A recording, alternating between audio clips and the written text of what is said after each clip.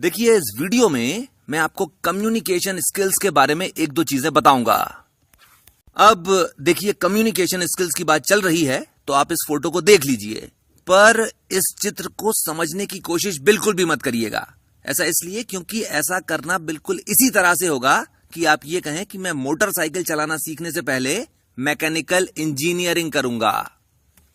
पर जैसा कि हम सभी जानते हैं, मोटरसाइकिल चलाने के लिए कुल मिलाकर दो चीजें आना चाहिए, एक बैलेंस बनाना और दूसरा ब्रेक लगाना। और इसी तरह से कम्युनिकेशन स्किल्स सीखने के लिए कुल मिलाकर आपको दो चीजें आना चाहिए, एक क्या बोलना है, दो कैसे बोलना है। और ये जो दो चीजें हैं कि क्या बोलना है और कैसे बोलना है, इस चीज को सीखने में जिंदगी लग जाती है और इसके बाद भी इस चीज की कोई गारंटी नहीं होती कि आप इस चीज को बहुत अच्छी तरह से सीख जाओ। और इसीलिए कम्युनिकेशन स्किल्स का पूरा खेल कर्टसी यानी विनम्रता पर टिका हुआ है। इस वीडियो में मैं आपको बताऊंगा कि विनम्रता असल में दिखाई कैसे जाती है। अब देखिए, सबसे पहली चीज तो आप ये समझिए कि विनम्रता की शुरुआत होती कहां से है। एक पिक्चर आई थी जिसके अंदर हीरो कहता है कि दोस्ती का एक उसूल है, no sorry no thank you. पर अगर आप ये चाहते हो कि आप बहुत अच्छे और बहुत बड़े लोगों के साथ दोस्ती कर सको, तो आपको इन दोनों शब्दों का इस्तेमाल करना चाहिए और जरूरत से ज्यादा करना चाहिए। जरूरत से ज्यादा यानी जहां पर जरूरत नहीं है वहां पर भी इन दोनों शब्दों का इस्तेमाल करिए। और ये जो दो शब्द हैं, सॉरी और थैंक यू, इसके साथ एक शब्द और जोड़ लीजिए और वो शब्द है प्लीज। अब देखिए, ये जो तीन शब्द हैं, इनकी प्रैक्टिस करना बहुत ज्यादा जरूरी है। ऐसा इसलिए क्योंकि हम में से काफी सारे लोग इस तरह के होते हैं जो जब प्लीज, सॉरी और थैंक यू शब्द का इस्तेमाल करते हैं तो उनका ईगो बड़ा हर्ट हो जाता है। पर आप जरा सा इस चीज पर ध्यान दीजिएगा कि कुछ लोग जो बहुत बड़े होते हैं या कि फिर बहुत बड़े खानदान से आए होते हैं, वो इन तीनों शब्दों का कितना ज्यादा इस्तेमाल करते हैं।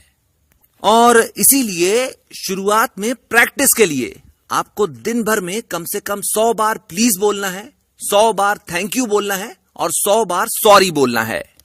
ऐसा भी हो सकता है कि आपको मौका नहीं मिले, पर फिर भी आपको मौका ढूंढना है और 100 बार इन तीनों शब्दों का इस्तेमाल करना है। अब सवाल यह उठता है कि इस चीज की इतनी ज्यादा प्रैक्टिस करने की क्या जरूरत है। इस चीज की इतनी ज्यादा प्रैक्टिस इसलिए करना चाहते हैं ताकि ये चीज हमारे खून में उतर के आ जाए।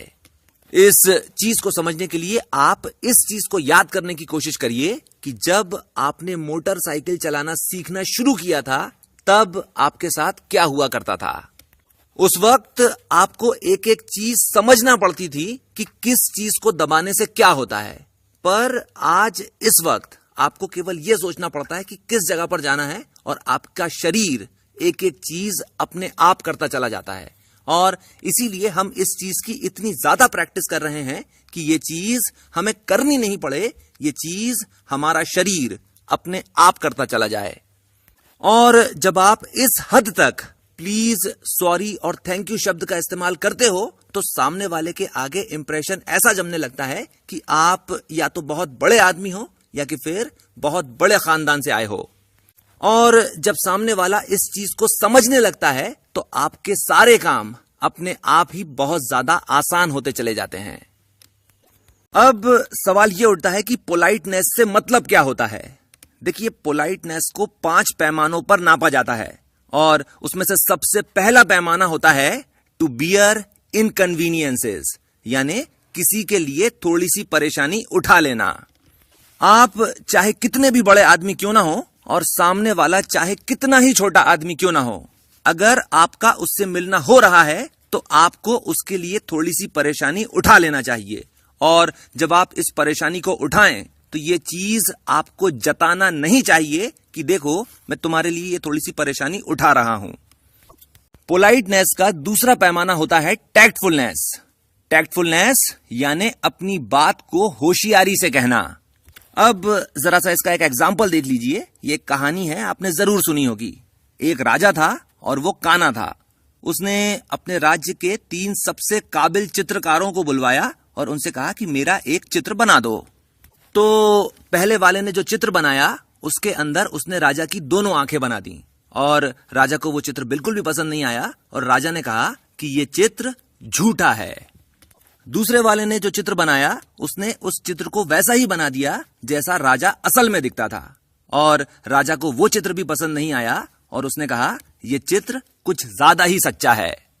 अब जो तीसरा चित्रकार था उसने चित्र इस तरह से बनाया कि राजा कहीं पर निशाना साध रहा है और उसने एक आंख बंद करके रखी हुई है और राजा ने उसको बहुत सारा इनाम दिया। अब ये जो कहानी है असल में टैक्टफुलनेस का बेस्ट एग्जाम्पल है। यानी टैक्टफुलनेस का मतलब ये होता है कि आपको अपनी बात इस तरह से कहनी है कि वो सच भी रहे और बुरी भी नहीं लगे। पोलाइटनेस का तीसरा पैमाना होता है थॉटफुलनेस और थॉटफुलनेस से मतलब ये है कि कुछ भी कहने से पहले ये सोच लेना कि मैं असल में सामने वाले से करवाना क्या चाहता हूं।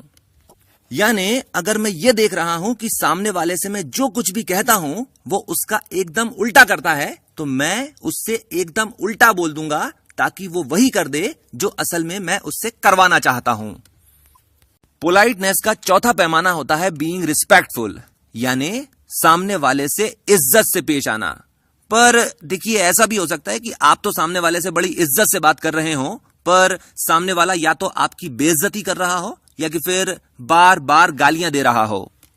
पर जैसा कि आचार्य चाणक्य ने कहा है आचारः कुलम् आख्यति, यानी एक इंसान जिस तरह से बात करता है, जिस तरह से व्यवहार करता है, उससे यह समझ में आता है कि वो किस खानदान से आया है और उसकी परवरिश किस तरह से हुई है। और इसीलिए जब सामने वाला आपको गालियां दे देकर अपने खानदान और अपनी परवरिश के बारे में चीख चीख कर बता रहा है तो उस वक्त आपको चुप रहकर अपने खानदान और अपनी परवरिश दिखाना चाहिए। पर देखिए इस चीज को भी समझिए कि यहां पर केवल यह कहा जा रहा है कि आपको सामने वाले से इज्जत से पेश आना है। यहां पर यह नहीं कहा जा रहा है कि आपको सामने वाले को माफ कर देना है। पोलाइटनेस का 5वां पैमाना होता है नेवर हर्ट एनीवन्स सेंटिमेंट, यानी आपको कभी भी किसी से भी कोई ऐसी बात नहीं कहना चाहिए जिससे सामने वाले का दिल दुखता हो। इस चीज को समझ लीजिए और बहुत अच्छी तरह से समझ लीजिए। ऐसा कभी हो नहीं सकता कि आप किसी का दिल दुखा दें और आपको उसका नतीजा नहीं भुगतना पड़े। अब देखिए कम्युनिकेशन स्किल्स का पहला चैप्टर खत्म हो गया है और अब आपको 2 चीजें करनी है। सबसे पहली चीज, आज से आपको प्लीज, सॉरी और थैंक यू इन 3 शब्दों का इस्तेमाल दिन भर में कम से कम 100 और 100 बार करना शुरू कर देना है।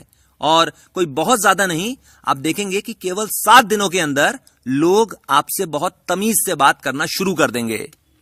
दूसरी चीज आपको यह करना है कि ये जो पोलाइटनेस के 5 पैमाने बताए गए हैं आप इनको नोट कर लीजिए और घर में किसी ऐसी जगह पर लगा दीजिए जहां पर आते जाते आपकी नजर इन पर पड़ती रहे और बाकी का पूरा काम ये चीज अपने आप कर देती है। इसके साथ मैं अपनी बात खत्म करता हूं। आपने मुझे इतना समय दिया, थैंक यू वेरी मच।